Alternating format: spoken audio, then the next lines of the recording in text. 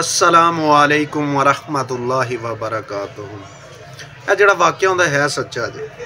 ਸਾਡੀ ਨਾ ਇੱਕ ਦਫਾ ਨਾ ਲੜਾਈ ਹੋ ਗਈ, ਸਾਡੇ ਪਾਣੀ ਦਾ ਖਾਲਾ नहीं ਹੁੰਦਾ, ਇਹਦੀ ਵਜ੍ਹਾ ਤੋਂ ਨਾ ਕਾਫੀ ਸਾਰੀ ਵੱਡੀ ਲੜਾਈ ਹੋ ਗਈ ਤੇ ਸਾਨੂੰ ਨਾ ਕਿਸੇ ਨੇ 15 ਤੇ ਕਾਲ ਕਰ ਦਿੱਤੀ ਤੇ 15 ਤੇ ਕਾਲ ਕਰ ਦਿੱਤੀ ਤੇ ਉਹ पुलिस आ गई। पुलिस फिर सारिਆਂ ਨੂੰ ਲੱਭਦੀ ਫਿਰੇ, ਜਿਹੜਾ ਜਿਹੜਾ ਹੱਥੇ ਆਵੇ ਉਹਨੂੰ ਫੜ ਕੇ ਤੇ ਡਾਲੇ ਦੇ ਵਿੱਚ ਸਿੱਟੀ ਆਵੇ।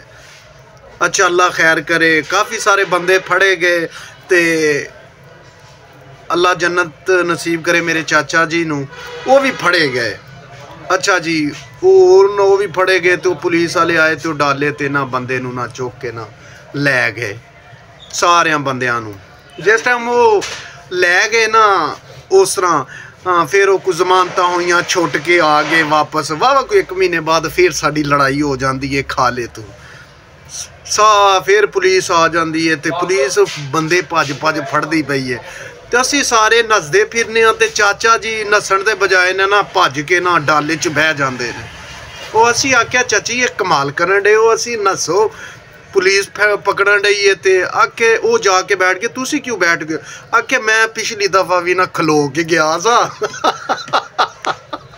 इस वास्ते मैं डाले च बह गया, मेरे को नहीं खलो के जाता